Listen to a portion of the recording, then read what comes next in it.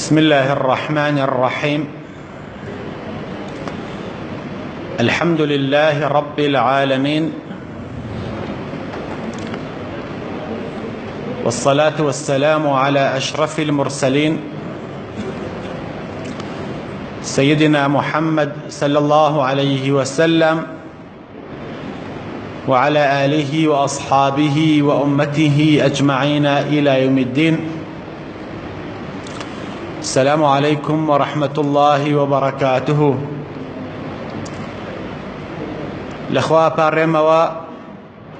إخوائي قوري إن شاء الله طاعته وعبادتي همولا كمان قبولك إن شاء الله. داوا لخوا دكم برحم وكرمي خوي لقل ما نابجولة وإن شاء الله. إخوائي قوري العذاب قبر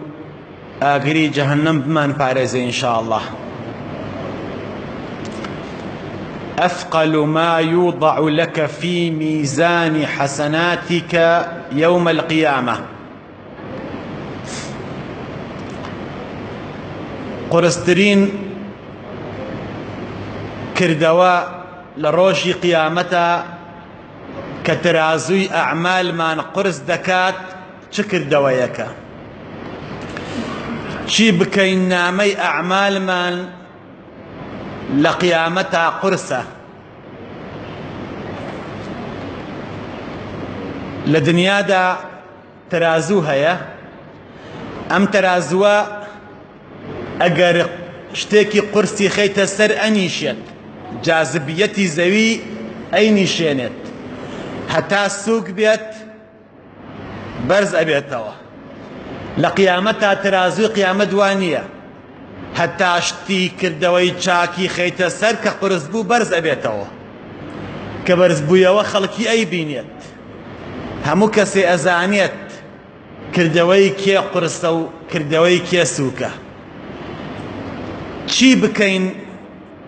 كردوا چاكا كان من لقيامتا قرصة كقرز بو ترازوك برز أبيتوا هتشي عالمي أشهاد لوي فريشتكان نبيين صديقين هموي أي بينن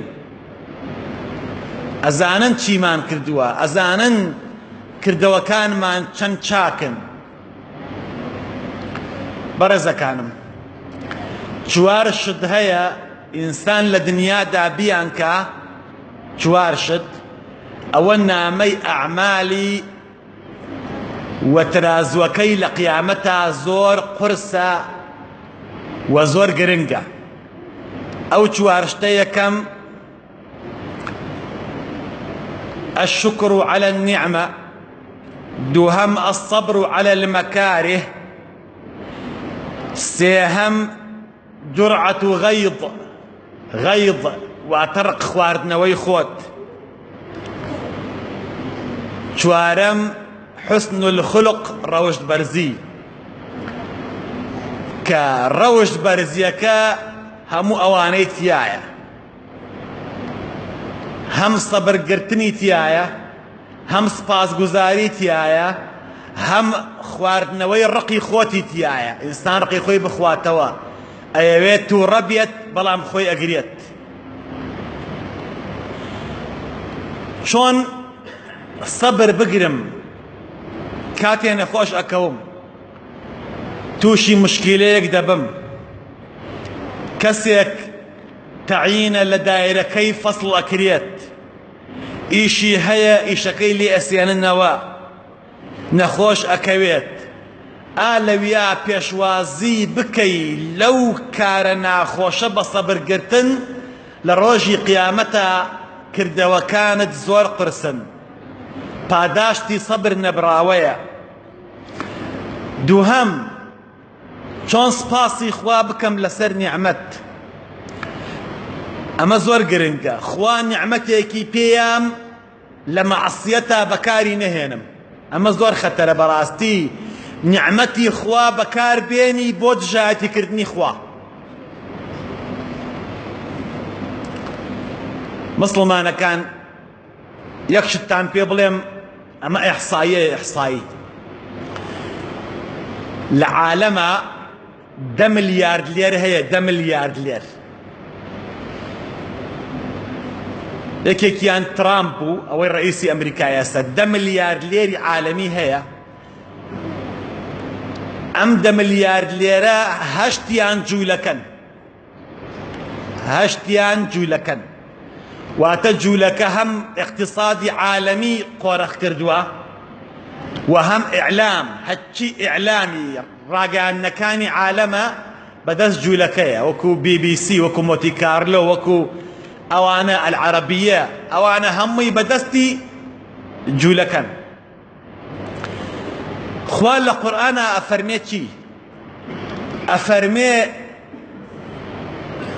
ئەفەرمێ جوولەکە و نەسارا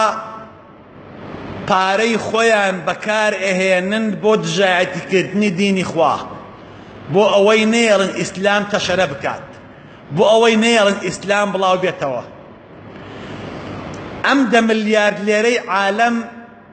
هەردەیان پارە خوا پێی بەخشیون ملیارد لێرن دۆڵەمەنەکان لە عەقڵان نییە واتە شاریان هەیە شار باخیرە و تەیارەیان هەیە هەر ڕۆژی لە شوێنێک ئەمێننەوە ئەم 10 ملیارد لێرە ئێستا پارەی خۆیان تەرخانەکەن بۆ دژایەتیکردنی پێغەمبەر صلی الله عليه وسلم هەموویان خەریکی سەرفکردنی پارەن لە پێناوی دژایەتیکردنی دینی خوایە خواژە فەرمێ یەکون حەسرەتەن عەلەیهم تەنها حەسرەت و خەفەت خواردنیان بۆ ئەمێنێتەوە ئەو هەموو پارە جوانەیان هەیە سەرفیەکەن بۆ ئەوەی نێڵن دینی خوا بڵاو بێتەوە یوریدون لیطفئوا نور الله بأفواههم والله متم نوره خوا دینی خۆی هەر تەواوەکات پرسیارەکەی من ئەمەیە ئەوانە خەریکن ئاوا دژایەتیکردنی بەرنامەی خوا ئەکەن من و تۆی مسڵمان من و تۆی باوەڕدار من و تۆی ئومەتی پێغەمبەر صلی الله عليه وسلم چی ئەکەین بۆ خزمەتی ئیسلام وتیان بە سعەدی نەوڕەسی ئەوە بۆچی ئەهلی حەق لە ژێرەوەن ئەهلی ناحەق لەسەرەوەن ئەهلی ناحەق ئەهلی بەتاڵ هەمیشە بازاریان گەرمە ئەهلی حەق هەمیشە لە ژێرەوەن فەرمووی ئەهلی حەق ڕێگەی ناحەقیان گرتووە ئەهلی ناحەق دڵسۆزن لەگەڵ ناحەقەکەی خۆیانە لەگەڵ ناحەقی خۆیانە دڵسۆزن پارە سەرفەکە بۆ ناحەقی خۆی نژێتە لامەوە بەتەمایە دوو دینار زەکات بە مامۆستا بیەم بە دایکم بیەم بە باوکم بیەم بە براکەم بیەم بە خوشکەکەم بەتەمایە ئاوا ئیسلام سەرخا ملیارەها دولار سەرف بکە بۆ ئەوەی کە دینی خوا بکوژێتەوە تۆی مسڵمان چی ئەەکەی ئێمە چی ئەەکەین بۆیە بەڕاستی خوا نیعمەتێکی پێیاوین چۆن سپاسی لەسەرەکەین چۆن شکری خوای لەسەرەکەین خاڵێکی تر خواردنەوەی ڕق کە یەکێکە لەوانەی کە دەرەجەی زۆر بەرزە لە قیامەتە ڕقی خۆت بخۆیتەوە گەورەترین پاداشتی هەیە لە قیامەتە گوێ بگرە بۆ پێغەمبەر صلی الله عليه وسلم فەرمووی أثقل ما يوضع لك في ميزان حسناتك يوم القيامة چییە قورسترین شتێک لە ڕۆژی قیامەتە ترازوەکەی چاکەت قورس دەکات چییە جرعة غيظ يتجرعها المؤمن ڕق خواردنەوەیەکە کاتێ مرۆڤ ڕقی خۆی ئەخواتەوە وهو قادر على إنفاذها وأشتوانێ جێبەجێی بکە ئەتوانێت تۆڵە بسێنێتەوە بەڵام تۆڵە ناسێنێتەوە خۆی ئەگرێت ئەوە نامەی ئەعمالی ترازووی لە قیامەتە زۆر قرسە والكاظمين الغيظ والعافين عن الناس ڕقی خۆت بخۆیتەوە بتوانی جێبەجێی بکەی لەبەر خوا نەیکەیت ئەوە پاداشت و زۆر گەورەیە والله يحب المحسنين خوا چاکارانی خۆشەوێت کەسێک ژوێنت پێدا کەسی ئازارت پێدا تۆ جوابی نەیتۆ زۆر گەورەیە زۆر مهمە ئینسان خۆی بگرێت قسە و پێ بوترێ ئیهانە بکرێی بۆ دین لەبەر خاتری دینداریەکە و لە پێناوی خوادا ئیهانە بکرێ قسە نەکەیت وەکو ئەصحابی پێغەمبەر صلى الله عليه وسلم وەکو ئال بەیتی پێغەمبەر صلى الله عليه وسلم زين العابدين ناتان بیستووە کێ ناوی نەبیستووە زين العابدين کێ ئەزانن کێیە کوڕەزای ئیمامی عەلیە یعنی کچەزای کێیە کچەزای پێغەمبەرە صلى الله عليه وسلم کچەزای پێغەمبەر صلى الله عليه وسلم زين العابدين ناوی چی بووە علی کوڕی حوسەین ئەوە ئێستا بە گەنجەکان بڵێن ڕۆناڵدۆ و میسی چەند گۆڵیان کردووە هەمووی ئەڵێ ئەوەنە گۆڵی کردووە لەوا کردەتی لەو تیپە ئەوەنەی کردووە لەو تیپە ئەوەنە ئافساید بووە لەو یاریە ئەوەنە بووە ئەو دەقیقەکەیەتی هەمووی ئەزانن بەڵام ناوی ئالوبەیتی پێغەمبەر نازانی صلى الله عليه وسلم زين العابدين کوڕی علی کوڕی ئەبی طالب ڕەزای خوای لێبێ پێیانەوت علی ئەصغەر زين العابدين تەوافی ئەکرد بە دەوری بەیتا کۆمەڵی خەڵک بە دوایەوە بوون ئەولادی پێغەمبەرە صلى الله عليه وسلم تەوافی ئەکرد فوجد رجل لا يعرفه پیاوێکی بینی نێناسی زين العابدين نەئەناسی ئەمیش تەوافی ئەکرد هاتە بەردەم زين العابدين هاتە لە بەردەم علی کوڕی حوسەین هاواری کرد لەناو کەعبەیە لەناو حەرەمە هاواری کرد یا فاجر ئەی تاوانبار یا فاسق ئەی زەرەر دەرو ئەی خراپکار ئەی فاسق یا منافق ئەی دووڕوو بەرامبەر کێ ئەمەیوت زين العابدين نزين العابدين أناسيت نزين العابدين إيش أو بياو دشتكي أناسيت زين العابدين رتي كردو فرموي شكرك الله لك سباس دكم أكرمك الله يا ربي خوارز زياكا عافاك الله يا ربي خوا سلامتك زۆر سپاس و ئەەکەم خوا پاداشت و باتەوە بەڕاستی عەزەت و کێشا و قسانە و کرد لە دەوری کەعبەیشا تەوافی ئەکرد و ئەمەی ئەوت پیاوەکە هەر قسەی پێ ئەوت لە قسەکردن نەئەکەوت لما يئس الرجل عن الإجابة والشتم کاتێک کابرای دەشتەکی مەیوس بوو لەوەی کە زين العابدين کوڕی علی وەڵامی باتەوە هیچ ڕەتفعلێکی هەبێ یا ئەمریکا بە ئەوانەی دەوروبەری شتێک بڵێن ئازاری بن تەڕەکە المەکان ئەو شوێنەی بەجێ هێڵا کابرای گوێندەر و دەمپیس و خراپکار شوێنەکەی بەجێ هێڵا فناداه زين العابدين زين العابدين مایەکەی وتی وەرە براکەم وەرە وتی چییە فەرمووی یا ئەخی رحمەتی خوا لێ بێت جوان گوێ بگرە فەرمووی یا ئەخی براکەم ذكرت لي صفات مسيء ثلاث سێ صفەتی ناشرینی من و باس کردووە سێ صفەت سێ خەسڵەت و ڕەوشتی ناشرینی من و باس کردووە پێت وتوم یا فاجر یا منافق یا فاسق تەنها تۆ ئەو سیانە ئەزانیت والله إن في صفات سيئة كثيرة من زۆرترم تایە غێری ئەم سیانە أتحب أن تعرفها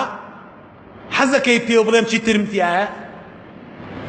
حەزەکەی نیشان و بەم چیترم تایە غێری ئەمانە ئەڵێ کابرا دانیشت دەستی کرد بە گریان تەریق بوویەوە و خەجاڵەت بوو وتوی قەسەم بەخوا ئەوە ئەولادی پێغەمبەرە، قەسەم بەخوا ئەوە ئەولادی پێغەمبەرە صلی الله عليه وسلم کە لەناو کەعبەیە پیسایی حیوان و ڕێخۆڵەی حیوانیان دەکرد بەسەریا قسەی نەئەکرد. ئەمە لە ئەولادی پێغەمبەر ئەوەشێتەوە کێیە؟ ئەمە ناسیەوە یەکسەر وتی ئەمە کەس قبوڵی ناکە، ئەمە ئیلا ئەولادی پێغەمبەر دەبێت صلی الله عليه وسلم. وتیان بەڵێ ئەوە کچی فاتیمەی زەهرایە کە کچی پێغەمبەرە صلی الله عليه وسلم، کچە زای پێغەمبەرە صلی الله عليه وسلم، ئەمە کوڕی ئەوە. دانیشت و تۆبەیەکی چاکی لەبەر دەمیا کرد. ئەم زەین العابدینە مسڵمانەکان لە کوفە ژیاوە ماوەیەک، لە کوفە ژیاوە کاتە دەستنوێژی ئەگرت ئەلەرزی جاری وا هەبوو زۆر بەتاقەت ئەبوو بەرەو بێهۆشچوون ئەچوو ئەترسا. ئەیانوت بۆچی وا ئەکەی؟ ئەی فەرموو ئێستا من مقابلەی خوا ئەکەم، نوێژ مقابلەکردنی خوایە، ڕوبەڕوەستانەوەیە لەگەڵ خوا قسەکردنە، ئەترسم شیاوی ئەوە نەبم. زەین العابدین پیاوێکی دۆڵەمەنیش بووە، خوا ڕزقی ڕژاندووە بەسەریا. سبحان الله ئەفەرمێت لە کوفەیە زۆربەی شەوەکان لەبەر دەم ماڵی هەموو فەقیرێکە زەخیرە دانرا بوو، زەخیرە واتە برنج و ڕۆن و ئەو شتانەی کە بەکارە هاو بۆچی؟ بۆ خواردن زەخیرە، گەنم و ئارد و لەبەر دەم ماڵی فەقیرەکانە. ئەفەرمێ کەس نێزانی کێیە، فەقیرەکان ئەڕۆشتن ئەیان بینی لەبەر دەم دگاکەیان بە نیوە شەوە زەخیرە دانراوە. ئەفەرمێ ئەو ڕۆژەی زەین العابدینی کوڕی عەلی وەفاتی کرد، کاتێک کە جلەکانیان داکەن بیشۆن بینیان سەر شانەکانی هەمووی ئاسەواری فەردەگەنم و فەردە برنج و ئەو شتانەی پێوەیە، هەمووی شانی ڕووشاوە کە ئەو مرد ئیتر زەخیرە لەبەردەم ماڵەکانە دانەنرا، نەما ئەو شتە نەما، دەرکەوت کە ئەمە ئەو بۆ ئەمیشەی کردووە، کەس پێی نەزانیوە. ئەمە لە کێوەشێتەوە؟ لە ئالوبەیتی پێغەمبەر صلی الله عليه وسلم. کەواتە ئەم شتانەمان تیا بێت، ڕەوشتمان جوان بێت، ڕقی خۆمان بخۆینەوە بەرامبەر کەسێکە شتێکمان پێی ئەڵێت، سەبر بگرین، شکری نیعمەتی خوا بکەین، بۆ دینی خوا نیعمەتی خوا بەکار بێنین، ئەوە ئێمە لە قیامەتە میزانی ئەعمالمان زۆر قرسە ئینشاء الله. خوا لە گوناهمان خۆش بیت، خوایە ڕەحممان پێ بکەیت، خوایە بەزەی و بە حاڵمان ئابێتەوە. یا ربی خوایە ئیسلاحی حاڵمان بکەیت، یا ربی خوایە دوعاکارمان دیرا بکەیت، یا ربی خوایە وڵاتمان ئەوەدان بکەیتەوە، یا ربی خوایە هەمان کەیتە بەهەشتی بەرینەوە، یا ربی خوایە لە عەذابی قەبر و ئاگری جەهەنەممان پارێزە، یا ربی خوایە شکای نەخۆشەکانمان بدەیت، زیندوەکانمان سەلامەت بکەیت، لە گوناحی مەکرۆکانمان خۆش بکەیت، طاعت و عبادتی مان بی رمضان نقبول کن. یا ربی خوایا اوی نخوش شفای بده، یا ربی اوی نخوش خوایا شفای بده. هر کسی له امتی پیغمبر صلی الله علیه و سلم نخوشیه اخوار عن بده، وصیب حالی عن بده. اوی دنیا خوایا خوایا ونعم خوشی، اوی توبکار خوایا تبیل قبول کن. یا ربی اوی ورمان اخوار خلوصی سیاه کن. اوی فقیر اخوار جاد ورمان کن. ويجي الشيخ وشيخ ثاني يا رب العالمين حتى زواجي نبي وفايا ناوسي جاني نفسي يا ربي اخويا الكرام يذكر وضحانا نفسي هذا خير الله ما اخويا الاسلام فينا فيه الاسلام فينا ليلي اخويا نشكر عليك محمد الخير امين امين امين الحمد لله رب العالمين والسلام عليكم ورحمه الله.